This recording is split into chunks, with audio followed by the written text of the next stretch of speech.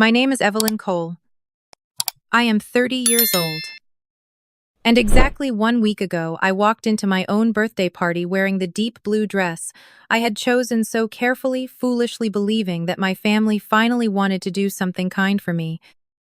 But when the doors to the banquet room opened, there was no surprise shout. No balloons. No birthday cake.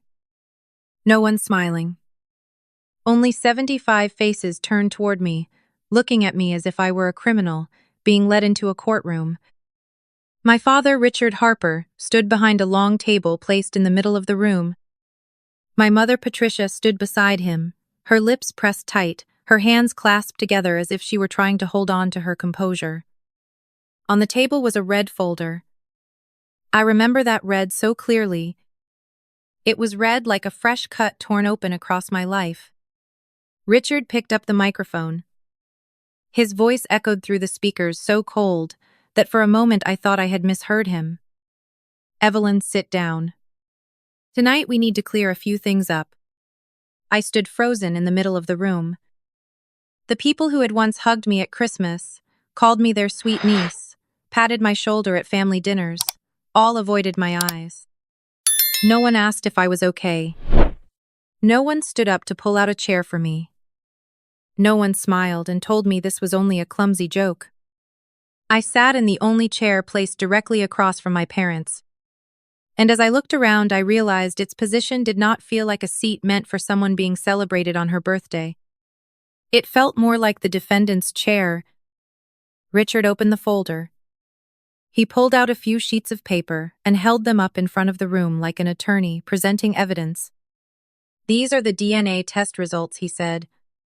Patricia and I had the test done 3 months ago. The results are very clear. You are not our biological daughter. The room instantly erupted into whispers. I heard someone gasp. A distant aunt murmured, I knew it. She was always different, even as a child. I could not breathe. My mother stepped closer. She did not cry. She did not tremble. She did not look heartbroken. She only looked at me with the eyes of a woman who had finally found a reason to hate me openly. We raised you, she said. We fed you, educated, you gave you a roof over your head. Now you have to pay it back. Then she snatched the car keys from my hand. My younger sister Madison stood beside her, holding her phone close to my face. The live stream light was still on, she whispered, but loudly enough for me to hear. Just say something, sis. This is going to go viral. If you have ever been turned into the villain of someone else's story by your own family, comment 1. And if you want to hear more heartbreaking family stories like this, subscribe to the channel so you do not miss the next part. I looked at the 75 faces in that room. The people I had once called family, and not a single one stood with me. But what they did not know was that that night they had not only dragged me into the light, they had also dragged out a secret that had been buried for 30 years. And that secret was standing in the corner of the room wearing a gray suit, silently watching me with eyes exactly like mine. 4 weeks before that night, I was sitting in the break room of the intensive care unit at St. Agnes Hospital in Philadelphia. The clock on the wall was nearing 3 in the morning. Beyond the glass pane, the cold white hallway was still lit, the steady beeping of heart monitors, echoing like the artificial breathing rhythm of the entire building. I had just finished a long emergency shift, my white coat still carrying the smell of antiseptic, my hands still trembling slightly because I had held the hand of a stranger in the final minutes of his life. My phone vibrated. Madison's name appeared on the screen. I stared at it for a few seconds before answering. My younger sister rarely called at this hour unless she needed money, needed me to drive her somewhere, or needed someone to listen while she complained about social media algorithms. Evelyn, you are not going to believe this, Madison said, her voice so excited, it was almost piercing. Mom and Dad are planning a birthday party for you. A real party. At Grand Oak Restaurant. They are inviting almost the entire Harper family. I stayed silent for so long that she had to ask if I was still there. A party for me, In 30 years of living in the Harper family, I had never had a proper birthday party. When I turned 18, my mother said I was old enough not to need childish things anymore.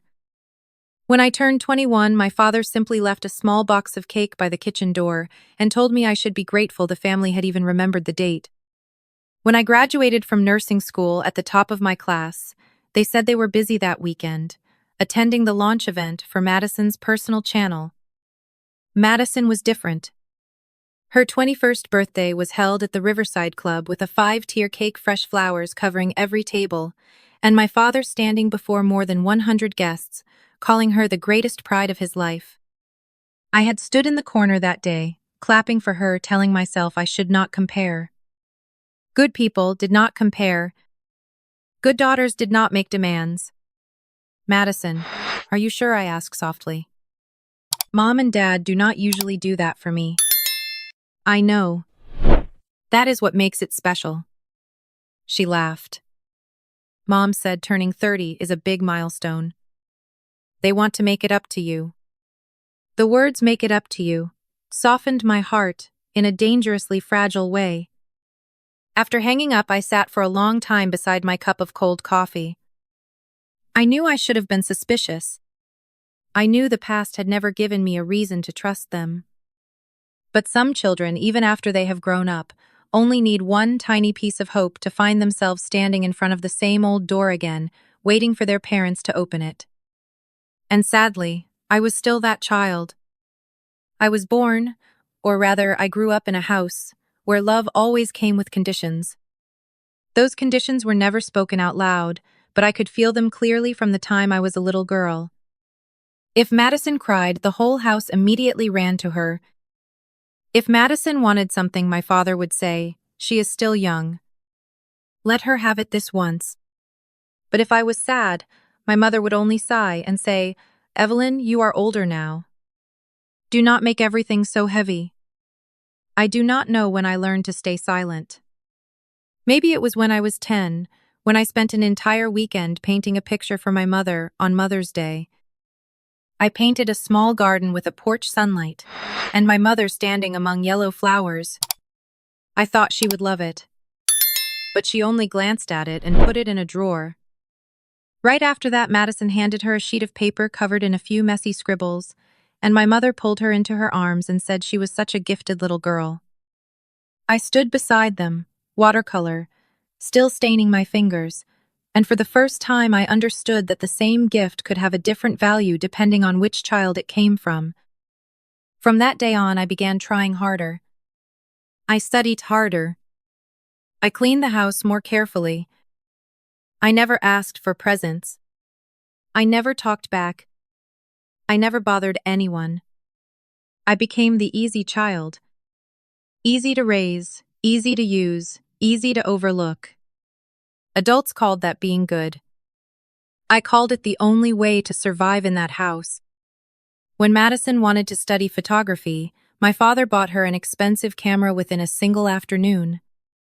When I asked for money to buy nursing exam preparation books, he told me I should go to the library because people with real determination did not need perfect conditions. Madison once damaged my mother's car after a night out, and my father only shook his head and said everyone made mistakes when they were young. But when my car broke down in the middle of winter, I called home to ask for a small loan so I could put a deposit on a used car, and my father replied calmly, "You are the strong one. You will figure it out." And I did figure it out. I worked part-time jobs, took night shifts, and ate dinners so cheap that sometimes I felt sorry for myself. After I became a nurse, I still sent money to my parents every month because my mother said the bills had gone up. My father said his consulting work was unstable and Madison was still finding herself. I never asked where that money went. I thought that was what family meant. When family needed help, you helped. But the more I helped, the more I became the person who was not allowed to need anything. My mother once said to me in a very gentle voice, "Madison is more fragile than you. She needs support. But you, Evelyn, you do not need anyone." At the time, I thought it was a compliment. Only much later did I understand that it was the first sentence they had passed on me. Because once people call you strong for long enough, they become very comfortable leaving you to hurt alone. 3 days after Madison's call, something else happened that made me believe even more that the party might be the beginning of something good. That morning, I had just finished a long shift when I was called into the office of Rebecca Chen, the hospital's director of nursing. She was the kind of person who rarely wasted words. If she called someone into her office, that person was either about to be reprimanded or handed a greater responsibility. I walked in with my heart beating fast, my hands still cold from washing them under the antiseptic tap. Ems. Chen looked at me over her thin glasses, then pushed a folder toward me. Evelyn, the board is considering you for the night shift head nurse position. I sat completely still for a few seconds. Some sentences are weighted for so long that when you finally hear them, you do not know how to react. I had worked in the intensive care unit for 7 years. 7 years of 12-hour shifts, emergency calls in the middle of the night, families collapsing in hallways after bad news, and patients holding my hand as if they were holding on to one last piece of peace. I had never thought of my work as noble. I only thought that if no one had held on to me when I was a child, then at least I could become someone who held on to others when they were most afraid. We need one more professional recommendation letter, Ems. Chen continued. It is not mandatory, but it would help a great deal if the person writing it has had a connection to the board. Your father used to be an advisory member of the hospital, correct? The name Richard Harper fell into the room like something sharp. I nodded. He knows you well, she asked. I wanted to laugh, but I could not. My father knew Madison's grades, her favorite food, the names of her biggest followers. As for me, perhaps, all he knew was that I always answered the phone when the family needed something. Yes, I said. He knows me. That afternoon, I called Richard. I had prepared myself to be refused, even mocked. But his voice was warmer than usual. A recommendation letter, of course, Evelyn. I would be happy to write it for you. I froze. Really? Of course. You are about to turn 30. It is time this family showed everyone how proud we are of you. How proud we are of you. I had to lean against the wall to keep myself from crying. My entire life, I had wanted to hear a sentence like that from him. I did not need a grand gift. I did not need a long apology. I only needed one acknowledgement that I had not lived meaninglessly in my parents' eyes. I will give you the letter at the party, he said. In front of everyone. It will be a special moment. Looking back now, I realize that sentence did not sound like a promise. It sounded more like a setup. But at the time, I only heard the part I wanted to hear. I heard the word proud. And that word was exactly what made me walk straight into the trap they had prepared for me.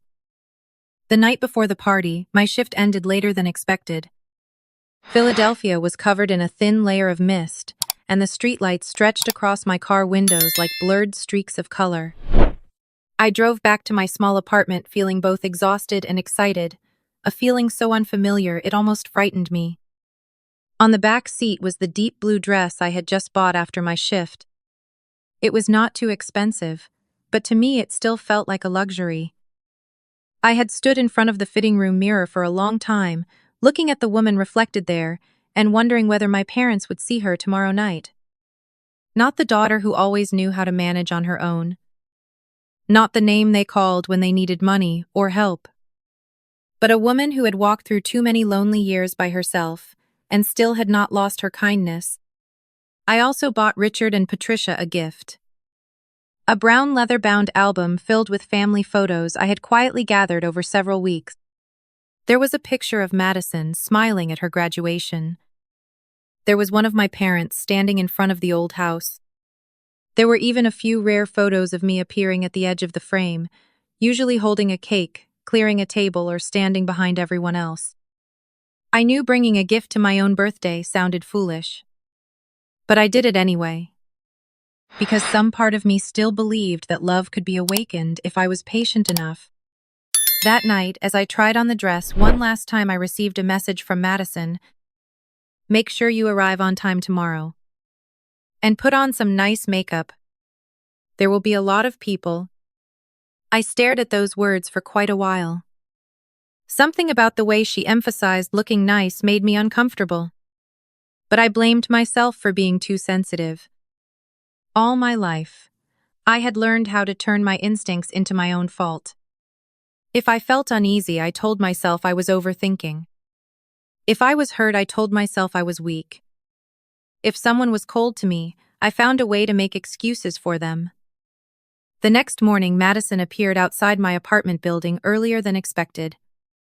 She was sitting in her car, holding up her phone, the camera pointed toward my Honda. "What are you doing?" I asked. Madison smiled quickly, like someone who had been caught but felt no shame at all. "Nothing. Your car just looks clean, so I was filming it a little. Who knows, it might be useful later." "Useful for what?" "Oh my God, you always make everything so serious." She slipped her phone into her bag. "Tonight is your birthday. Cheer up. If it were you, when a family that had forgotten you for years suddenly threw you a huge party, would you trust it or be suspicious? Comment 1, if you would still hope. Comment 2, if you would stay cautious. And if you want to stay with this story until the moment the truth is exposed, subscribe to the channel. I chose hope. And that was the choice that made me walk into Grand Oak with my heart already open while they had been sharpening their knives for a long time. Grand Oak Restaurant sat on the corner of a quiet street, where tall glass windows reflected the golden lights, as if something warm was being kept inside. I arrived a few minutes early and sat in my car for a while, trying to calm myself down. The blue dress fit neatly around me. The gift for my parents rested on the passenger seat. I had even practiced my surprised expression, one hand over my chest, eyes wide, with a touched little sentence ready, just emotional enough without making anyone uncomfortable. I had wanted to be lovable at my own party. When I stepped into the lobby, the hostess glanced at me quickly, then looked down at the reservation list. "The Harper party is in the private room at the back, ma'am." The way she said party made me feel a little better. At least in the reservation system, it was still a party. I held the album against my chest and walked down the marble hallway. Each footstep sounded very soft, but in my ears it was strangely clear. Maybe it was because I was nervous. Maybe it was because my body had already understood something before my mind did. The double wooden doors at the end of the hallway were closed. I stopped, took one deep breath and pushed them open. There was no shout of surprise. No applause. No laughter. Only silence falling so heavily that I thought I had accidentally walked into a funeral. 75 people sat in that room. Relatives from my father's side, relatives from my mother's side, people I only saw during holidays, people who had once called me a good little girl, people who had once said I had my mother's smile, though looking back now, maybe that had never been true. They all turned to look at me. No one stood up. No one smiled. No one said happy birthday. In the middle of the room was a long table covered with a white cloth. There was no cake on it, no candles, no flowers. Only a red folder placed neatly in front of Richard and Patricia. My father held a microphone. My mother stood beside him, her face stiff as if she had practiced many times how not to show any emotion. Madison sat near the front row, her phone already set on a small stand, the camera aimed directly at the only empty chair in the room. That chair was facing my parents. I understood before they said anything. It was not the seat of someone being loved. It was the seat of someone being judged. Evelyn, Richard said into the microphone. His voice echoed through the closed room, clear, cold, and unfamiliar. "Sit down." I remained standing. "What is going on?" I asked. No one answered. An aunt lowered her eyes to the tablecloth. An uncle cleared his throat. Madison smiled faintly, the kind of smile worn by someone who already knew the best scene was about to begin. I looked down at the gift in my hands. The leather-bound album I had spent weeks preparing, filled with photographs of a family I had once believed I belonged to. In that moment, it suddenly became unbearably heavy. I placed it on a side table near the door, then walked toward that chair. When I sat down, the entire room seemed to exhale at once, and Richard opened the red folder. Richard pulled the first sheet of paper from the folder. He looked around the room first, as if he wanted to make sure everyone was ready to witness the moment he was about to push me down. 3 months ago, he said coldly, Patricia and I had a paternity test done. A wave of whispers moved through the tables. I heard the soft clink of a glass against a plate, the sound of someone drawing in a sharp breath. And I just sat there, both hands resting on my knees, trying to understand why this was being announced through a microphone in front of the entire family. Richard held up the paper. The results confirm that Evelyn is not our biological daughter. That sentence did not hurt me right away. First, it emptied me. It felt as if someone had pulled the floor out from under me, but my body had not started falling yet. I looked at Patricia, hoping to see tears, hoping to see even a trace of sorrow. But my mother only looked at me with dry, hollow eyes. You are not our daughter, she said. And you have never been grateful for that. Grateful for what I asked. Grateful that we took you in. Raised you. Gave you a last name. Gave you a life. Richard pulled out another sheet of paper. This time it was a long spreadsheet, numbers printed in neat rows. These are the costs we have covered over the last 30 years, he said. Food, clothes, housing, education, insurance. The total is $500,000. I stared at him, thinking I must have misheard. What are you talking about? Do not call me Dad when the truth is already clear. Richard placed the paper on the table. You will sign an agreement to repay that amount within 10 years. Patricia moved so quickly that I did not have time to react. She grabbed my wrist and yanked the car keys from my palm. This car stays here too, she said. You bought it with the job Richard helped you get. I paid for every cent of that car myself, I said. I have the loan agreement. I have the paperwork. You got that hospital job because of this family's reputation, Patricia replied. Do not pretend you did everything on your own. I turned to look at the people around me. I only needed one person to say this had gone too far. But those 75 faces either looked down or stared at me, as if I truly owed them something. Then Madison appeared beside me. She held the phone close to my face, her eyes bright with excitement. Say something. A lot of people are watching. I looked at the screen. Comments were flying past so quickly they made me dizzy. Some people called me pitiful. Some asked if this was staged. That was when I realized my sister was live streaming. Madison, turn it off, I said. No way, she whispered. This is the realest content I have ever had. Richard pushed a contract toward me. Sign it. Sign it in front of everyone, and at least you can leave here with some dignity. I looked at the pen resting on top of the paper. It was a small thing. But if I picked it up, my entire life would be locked inside a debt they had just invented, out of their own cruelty. I stared at the pen in front of me for a long time. In that moment, I heard the voice of the 10-year-old girl inside me, the girl who had once believed that if she could just be better, smarter, quieter, more patient, then eventually her parents would love her. But that little girl was tired now. I pushed the pen away. Richard frowned.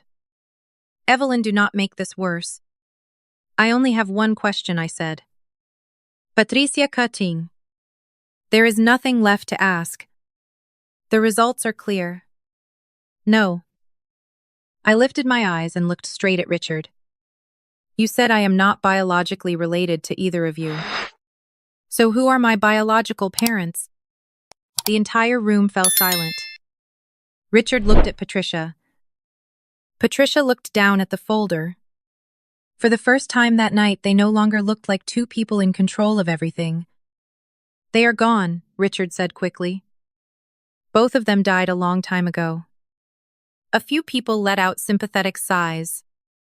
Maybe that was what he wanted. An answer tragic enough to shut down every question. But inside my mind, the clear-headed part of me, the nurse, trained to connect scattered details, had already begun putting the pieces together. Died a long time ago, I repeated. Then whose DNA sample did you compare mine with? Richard froze. I stood up slowly. The chair scraped against the floor with a dry, harsh sound. A paternity test needs a comparison sample. If you only tested your own DNA, the result only proves that I am not biologically related to either of you. It cannot tell you who my real parents are, and it certainly cannot prove they are dead. A few people began looking at each other. Uncle Robert, who had just been nodding along with my father, was no longer crossing his arms. Richard gripped the microphone tightly. You do not understand legal procedures. Maybe not, I said. But I understand enough to know that dead people do not send DNA samples after 30 years. Patricia stepped toward me. Shut your mouth. Those two words no longer frightened me the way they used to. They only made me more certain. No, I said. Tonight you invited 75 people here as witnesses. So let them hear all of it. If my biological parents are dead, who contacted you 3 months ago, who made you rush to arrange this trial, and why do I have to sign a debt agreement tonight? Madison was still holding her phone, but her smile had faded. I turned toward her. What do you know, Madison? I do not know anything, she said, but her eyes blinked too quickly. You once said you saw an email on Dad's computer. Richard spun toward her. Madison. She stepped back. I only saw the name of a law office. They said something about an agreement expiring and mandatory disclosure. I did not know it was important. The room seemed to lose all its air. An agreement expiring, I asked. No one answered. In the corner of the room, the man in the gray suit finally stepped forward. The woman beside him tightened her grip on the folder in her hands. He looked at Richard, then at me. And in his eyes, I saw myself. If you have already guessed who the man standing in the corner is, comment your answer now. And if you enjoy truth, twists that make an entire room fall silent, subscribe to the channel to keep following stories like this. The man in the gray suit stepped out of the shadows in the corner of the room. He did not move quickly. He did not need to raise his voice either. His presence alone was enough to make Richard tighten his grip on the microphone. Richard, he said, his voice low and calm. Do not make her sign anything. Patricia spun around. Who let you in here? He did not look at her. His eyes remained on me, gentle and painful at the same time, as if he had stood before a closed door for far too long and had finally been allowed to see the person on the other side. My name is Nathaniel Cole, he said. And I am Evelyn's biological father. The room erupted. Whispers turned into small cries. Chairs scraped out of place. Phones were raised higher. Madison seemed to forget how to breathe, but her phone was still aimed at me. Maybe for the first time the content she craved had slipped beyond her control. I looked at that man. Nathaniel Cole. The unfamiliar name fell into my life like a piece of memory that did not belong to me. But his eyes were not unfamiliar. They were the same color as mine, with the same way of darkening when he was trying to hide pain. No, Patricia, said her voice shrill. He is lying. Evelyn, do not believe him. He only wants to destroy this family. Nathaniel slowly turned to her. What family, Patricia? The family that put a child in the defendant's chair on her 30th birthday. No one answered.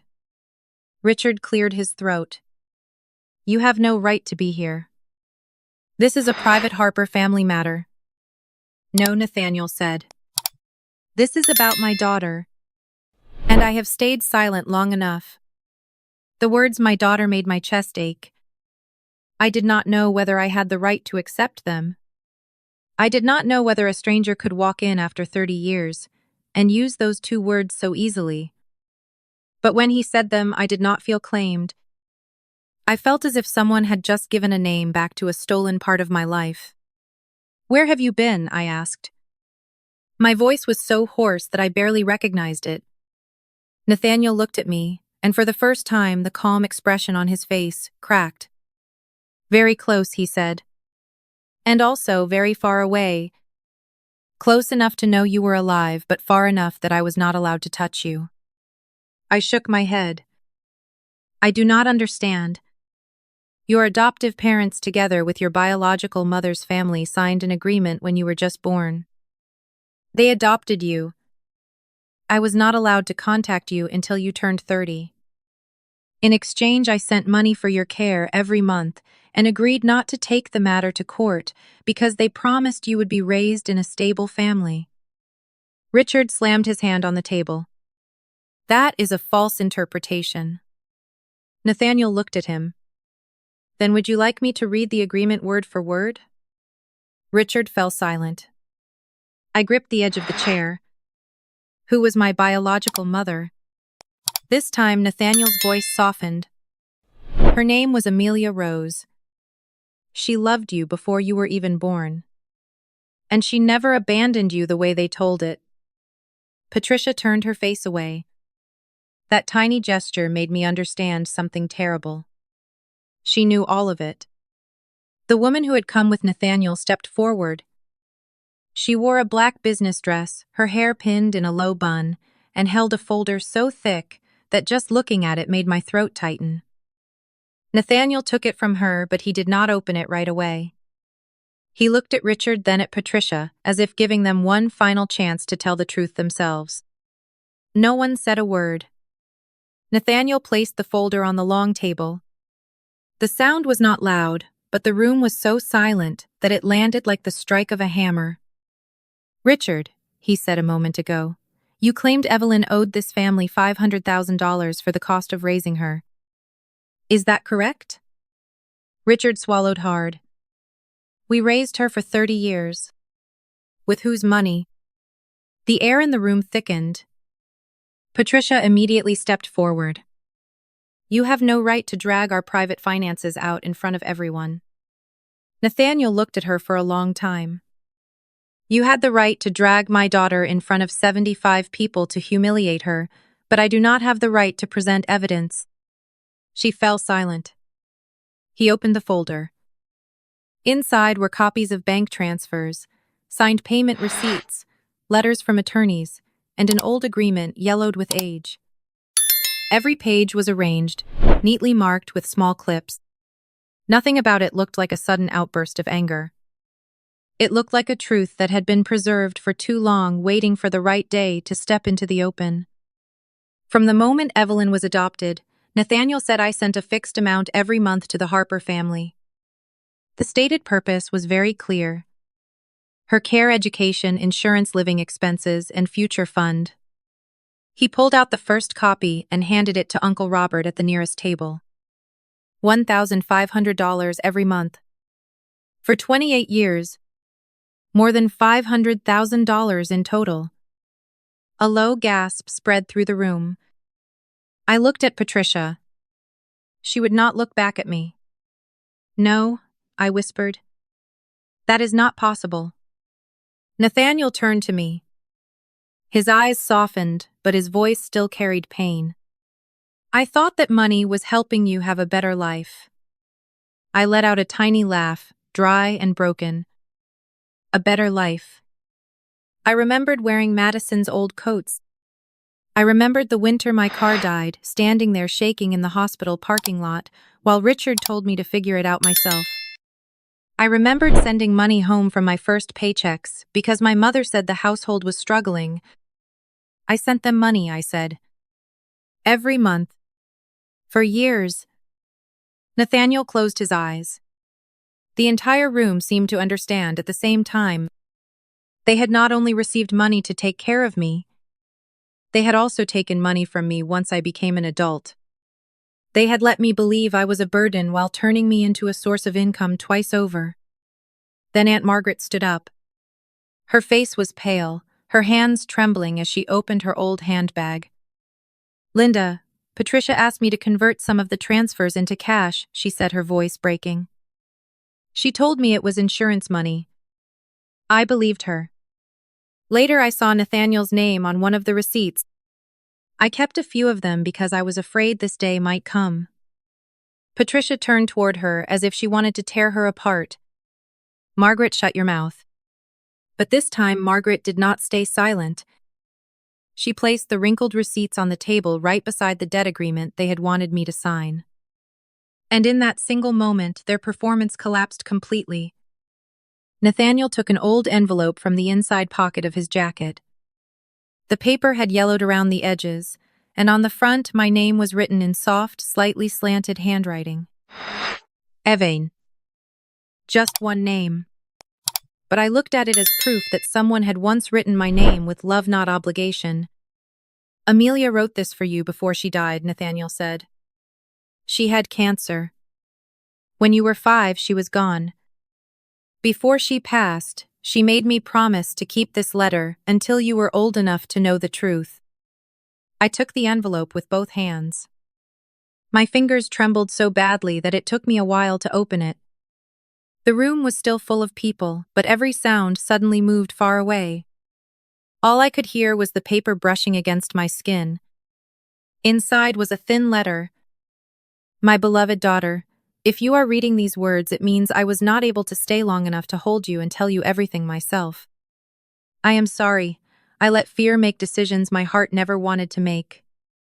But you must know one thing, Evelyn. You were never an abandoned child. You were the most beautiful thing that ever came into my life. I covered my mouth with my hand. The next words blurred behind my tears. Your father is Nathaniel. He loves you. He wanted to keep you. Do not let anyone turn his absence into proof that you were not worthy of love. Some mistakes are born from fear, but my love for you was never a mistake. I could no longer stand steadily. Nathaniel stepped toward me, then stopped halfway, as if afraid that even one movement too sudden might frighten me. He did not demand the right to be my father. He simply stayed there, waiting for my permission. I kept reading. Live kindly, but do not let your kindness become a place where others pour out their cruelty. Be strong, but never believe that strength means suffering alone. If one day you feel lost, remember that before the world ever hurt you, your mother loved you with everything she had. I pressed the letter to my chest. The entire room was completely silent. No one whispered anymore. No one dared look at me like someone who owed them a debt. The $500,000 agreement lay on the table, suddenly filthy, beside a few lines written by a mother who was no longer alive. I looked at Patricia. You let me believe no one ever wanted me. She opened her mouth, but no words came out. I turned to Richard. You took money from my father. You took my labor. And tonight you tried to take my future too. Richard lowered his eyes. For the first time in my life, I no longer needed them to answer. Their silence was clear enough.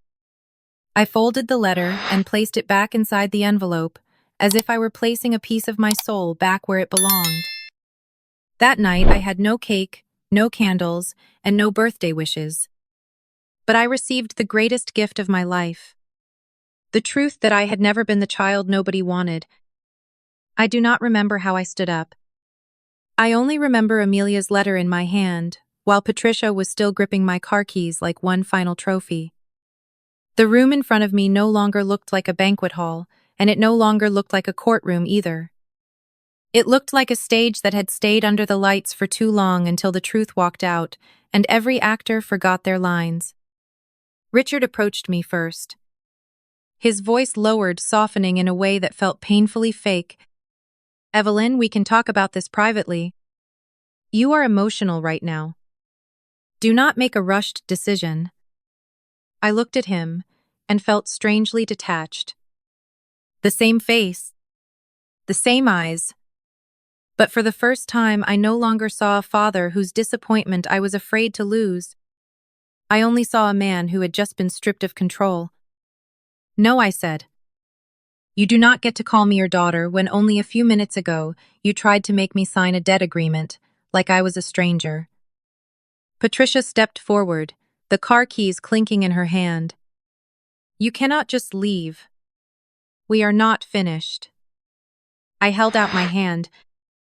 Give me my keys back. She tightened her fist. Nathaniel said nothing, but the woman who had come with him immediately stepped forward, her voice calm as steel. If you keep Cole's personal property for one more minute, I will call the police right here. Patricia's face went pale. She threw the keys onto the table as if she were the one who had been insulted. I picked them up without thanking her. Madison was still standing there, her phone trembling in her hand. For the first time, she was no longer smiling. On the screen, the comments were no longer cheering for her family drama. They had turned around and were biting back at her. Turn off the live stream, I said. I did not know it was still running, Madison stammered. I looked at her for a long time. No. You knew. You just did not think you would be the one destroyed by it. She burst into tears, but those tears came too late to soften me. I turned toward the 75 people in the room. Tonight, none of you have to choose a side. But I will remember very clearly that when I was being humiliated, you chose silence. No one answered. I walked out of Grand Oak alone. Behind me, Nathaniel did not run after me. He simply stood still and gave me the right to leave in my own way. And that almost made me cry. Later, Aunt Margaret told me that the moment the door closed, the room exploded. Richard turned on Patricia, shouting at her and asking how much money she had hidden from him. Patricia screamed back that he had spent that money too, and never once asked where it came from. Madison forgot to turn off the live stream, and the entire scene was broadcast live to thousands of viewers. Within a single day, the video spread across the internet. No one called me ungrateful anymore. They called the Harper family by the name they deserved. The people who had exposed themselves. 3 days after the night at Grand Oak, I was called into the director of nursing's office. I was at the end of my shift, my eyes stinging from lack of sleep, but my hands still smelled of antiseptic soap. I had tried to work as if everything were normal, tried to answer patients in a gentle voice, tried to write every chart without making a single mistake. But inside me, everything still felt overturned. Rebecca Chen was sitting behind her desk, an open computer in front of her. She did not waste time. Evelyn, I received an email from Richard Harper. My chest tightened. I knew what he would do. He had said in front of the entire room that if I did not sign, he would call the hospital, that he would tell them I was ungrateful, dishonest, someone unworthy of being given the head nurse position. I just had not expected him to do it so quickly. He asked the hospital to reconsider your qualifications, Ms. Chen continued. He said you had ethical issues, were emotionally unstable, and were not fit to manage the night shift. I placed both hands on my knees to hide the fact that they were trembling. Ms. Chen, I can explain. She looked at me for a long time. Then she turned the computer screen toward me. On it was the video from Madison's live stream. He attached this video, she said. Perhaps he thought it would destroy you. I did not dare look at the screen.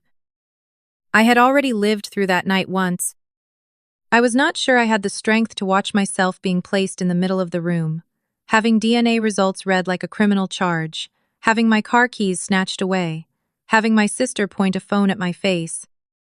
But Ms. Chen spoke very slowly. I watched all of it. I closed my eyes. I saw a woman being cornered by 75 people, yet still refusing to lose control. I saw you ask the right questions at the right time, keep your voice steady, avoid personal attacks, and refuse to let their cruelty turn you into someone like them. Evelyn, that is not evidence against you. That is evidence that you can lead in a crisis. I opened my eyes. My throat was tight. And the head nurse position, I asked softly. Ims. Chen smiled. It is still yours if you still want it. I sat there silently, not crying right away. Maybe because for so many years I had grown used to good things being taken back at the last minute. I needed a few seconds to understand that this time no one could take it from me anymore. You earned this position yourself, Ems. Chen said. Not because of the Harper family. Not because of any last name. When I walked out of the office, I stopped in the hospital hallway. The sounds of ventilators, footsteps, and emergency calls echoed around me. Everything was as chaotic as it was every day. But for the first time, I felt that I was exactly where I belonged.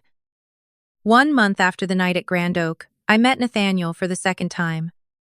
He did not ask to meet me in an elegant office. He did not choose an expensive restaurant to prove he could give me everything. The Harper family never had. He sent me the address of a small cafe called the Bean Counter, tucked away on a quiet street in Philadelphia. When I stepped inside, the bell above the door gave a soft chime, and the smell of old roasted coffee and warm waffles filled the air. Nathaniel was already sitting in the far corner with 2 cups of coffee in front of him, one black and one with milk. He stood when he saw me. He did not step forward to hug me. He did not call me his daughter.